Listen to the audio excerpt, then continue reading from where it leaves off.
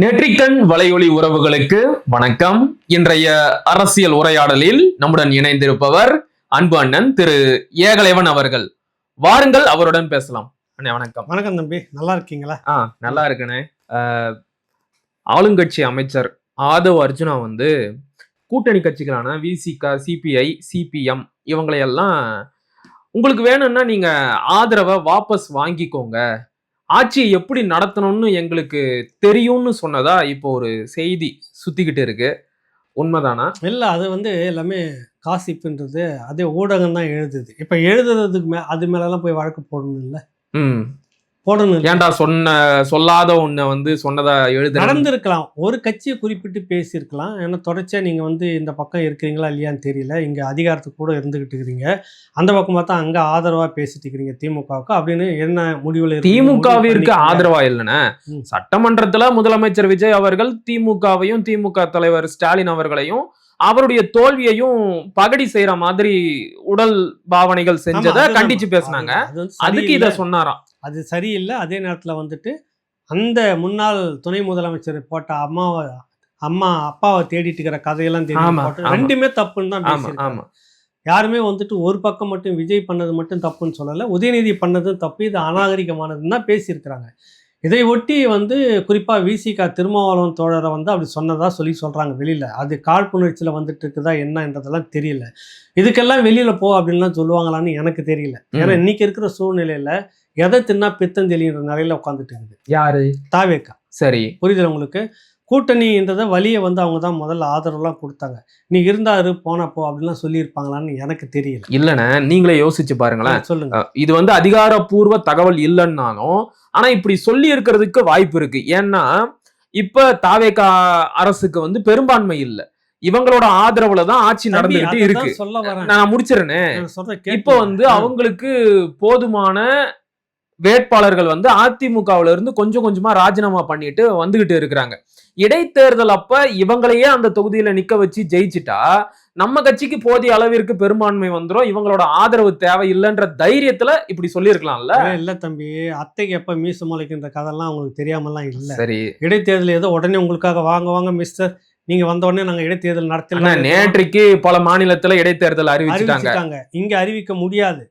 ஏன்னா குதிரை பேரம் நடந்திருக்குது, விசாரணை நடத்தணும்னு சொல்லிட்டு வழக்கு போடுறாங்க அதிமுக தரப்புல. என்ன விளையாடுறீங்களா நீங்க? வழக்கு இன்னும் எடுத்துக்கவே இல்லையா? இல்ல, எடுத்துப்பாங்க. விசாரணை நடக்கிற வரைக்கும் நடத்தக்கூடாது அப்படின்றது இருக்குது. நீங்க அதை தாண்டி அறிவிச்சுன்னா நீதிமன்றத்துல போய் தடை வாங்குவாங்க. இவ்வளவு விஷயம் இருக்குன்னு ஏதோ உடனே வாங்குவாங்க. நேரம் உங்களுக்காக தான். நீங்க ரிசைன் பண்ணிட்டீங்களா, நாளைக்கே உடனே தேர்தல், நீங்க உடனே நீங்க ஜெயிச்சுட்டு வந்துடலாம், நீங்க மெஜாரிட்டி நிரூபிச்சுட்டு போயிடலாம், எல்லாம் வேடிக்கை பார்த்துட்டு இருப்பாங்களா? முடியாது.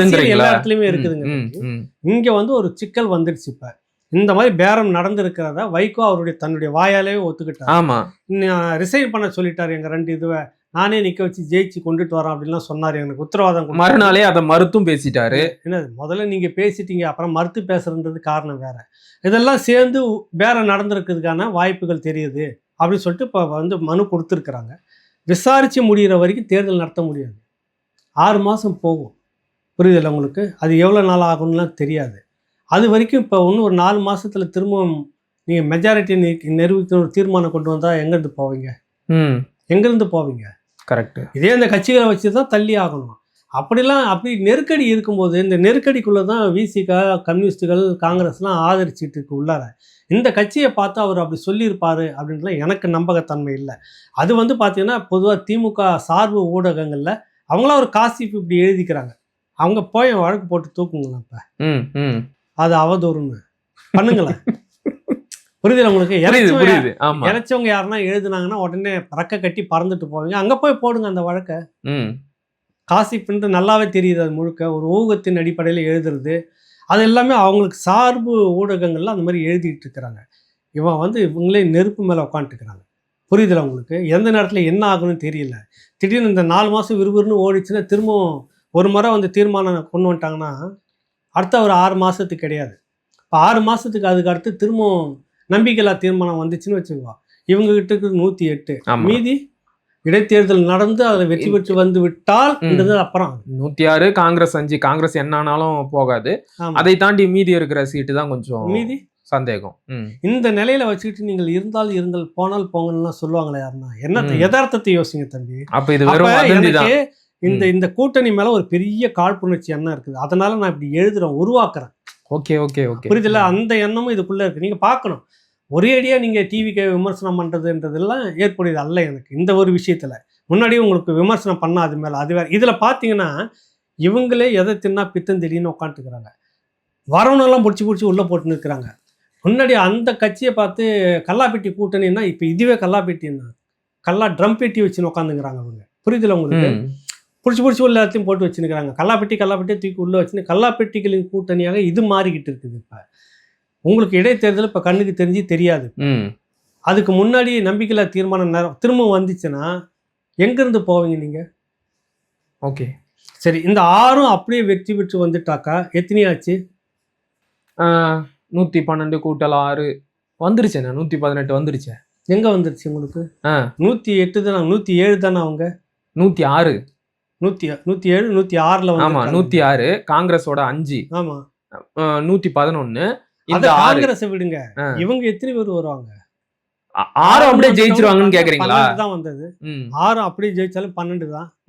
இன்னும் 6 எங்க இருந்து போவீங்க? 18 வேணும் உங்களுக்கு. காங்கிரஸ் இந்த நேரத்துல உங்களுக்கு பக்கபலமா இருந்துச்சுன்னா அது தள்ளிட்டு வருது. நீங்க சுயமா முழுக்க 118ன்னு வர்றதுக்கு கை கட்டின வரைக்கும் இல்லை. நாளைக்கே காங்கிரஸ் பிச்சுக்குதுன்னு வச்சுங்க ஒரு மனஸ்தாபத்துல, என்ன பண்ணுவீங்க? அதுக்கு வாய்ப்பு இருக்கிற மாதிரியே தெரியல. இல்ல அரசியல் எதுவும் நடக்கலாம் தம்பி, எதுவும் அரசியல் தானே உங்களுக்கு. அரசியல்ன்றது ஒருத்தன் அசந்த நேரத்துல இன்னொருத்தன் மேலே ஏறி உட்காரதுக்கு பேர் தானே அரசியல். தெரியல, நாளைக்கு ஏதோ ஒரு விஷயம் மாறலாம், ஏதோ ஒரு விஷயம் ஆகாம போகலாம். இல்ல காங்கிரஸ் கட்சி அதை செய்யக்கூடிய கட்சி தான். இல்ல சொல்றேன், நான் செய்யக்கூடிய கட்சி தான். ஆமா ஆமா, புரியுது இல்ல உங்களுக்கு? அப்ப ஏதோ ஒன்று நடந்துச்சுன்னா இவங்க கிட்ட 118 இருக்கணுமே. இந்த நிலையில இப்படி ஒரு சிக்கலை வச்சுக்கிட்டு நீ இருந்தாலும் இரு போனால் பொங்கல் வசனம் பேசியது எனக்கு தெரிஞ்ச வாய்ப்பு இல்லை.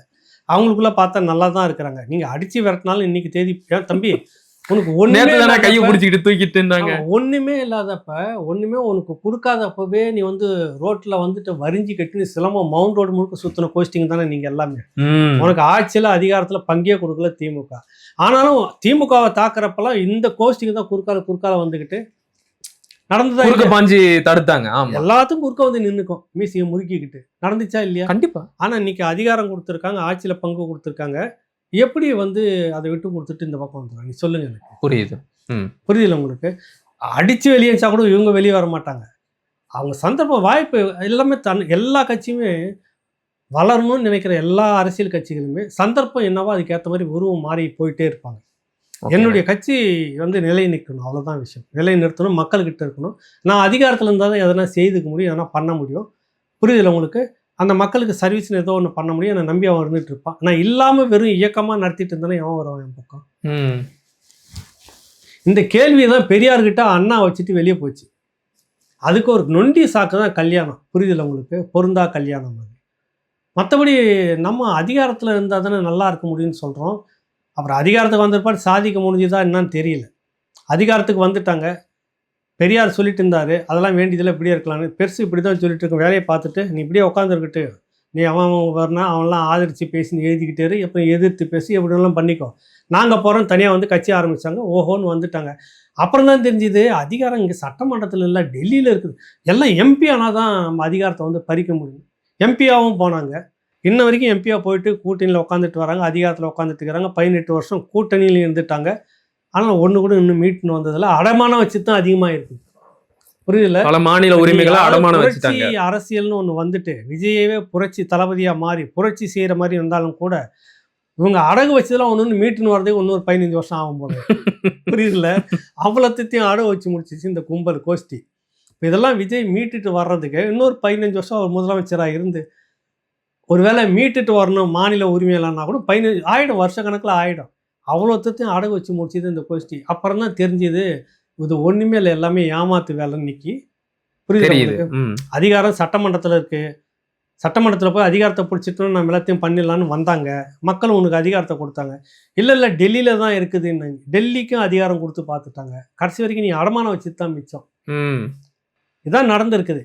இந்த நிலையில தாவேக என்ன பண்ணுன்ற ஒரு கேள்வி இருக்குது. இல்லை கிடைச்ச அதிகாரத்தை பாதுகாத்துக்கும், அதை தான் பார்த்துக்கணும் தம்பி. அரசியல் அவங்கவுங்க தன்னை தன்னை எனக்கு ஒரு வாய்ப்பு வந்திருக்கு, நான் விட்டுட்டு காலையில் இட்டு வச்சுட்டா போயிட்டு இருப்பேன். வாய்ப்பே இல்ல. புரியுதுல உங்களுக்கு? அதெல்லாம் நீ ரொம்ப எக்ஸ்ட்ரா சொல்லுவாங்க. யோசிக்க தேவையில்ல. அதாவது வட்டத்துக்கு வெளியில போய் யோசிக்கிற கும்பல் அப்படின்னா யோசிச்சு உட்காந்து இருக்கலாம். அரசியல் கட்சின்னு வந்துச்சுன்னா சந்தர்ப்பவாதம் தான் ஜெயிக்கும். கிடைச்ச சந்தர்ப்பத்தை பயன்படுத்திக்கணும். சந்தர்ப்பவாதம் தான் பச்சை அரசியல்னு சொல்லுவாங்க வேற விதமா. ஆனா இங்க வந்து ராஜதந்திரம்னு சொல்லிக்குவாங்க. அந்த ராஜதந்திரத்தின்படி இப்ப நகர்ந்துகிட்டு இருக்குது.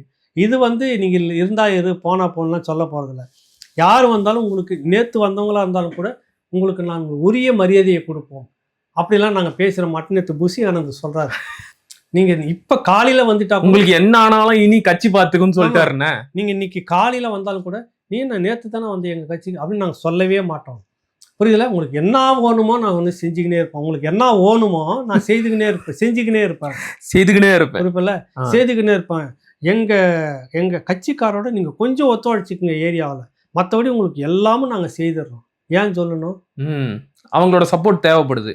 சர்வைவல், தன்னை தக்க வச்சுக்கணும், அதுதான் நிலைநிறுத்தணும், கட்சியை அடுத்த கட்டத்துக்கு கொண்டுட்டு போகணும். இந்த வாய்ப்பை விட்டுடக்கூடாது. இந்த அரசியல் தான் எல்லா கட்சி, திராவிட கட்சியாக இருந்தாலும் சரி, இல்லை தாவேக்கா இருந்தாலும் சரி, அரசியல் கட்சி நடத்தணும்னு முடிவு பண்ணிட்டா அந்த சந்தர்ப்பத்துக்குள்ளே தான் நீங்கள் சுற்றி ஆகணும். சரிண்ணே, பல கருத்துக்களை விரிவாக பகிர்ந்துக்கிட்டீங்க. மிக்க மகிழ்ச்சி. நன்றி, வணக்கம்.